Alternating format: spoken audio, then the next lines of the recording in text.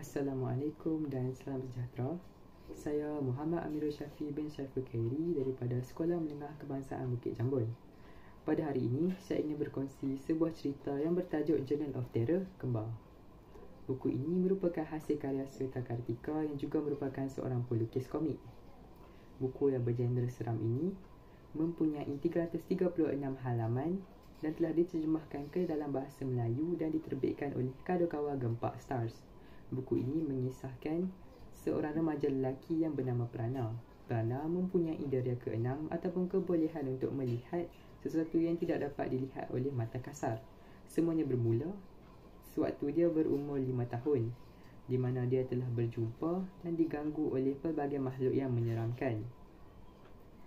Selepas kejadian tersebut, Prana yang dahulunya seorang kanak-kanak yang ceria telah bertukar menjadi seorang yang pendiam dan penyendiri. Dia juga percaya bahawa kebolehan dia untuk melihat makhluk alam lain ini daripada mata saudara kembarnya yang telah meninggal dunia sewaktu mereka dilahirkan.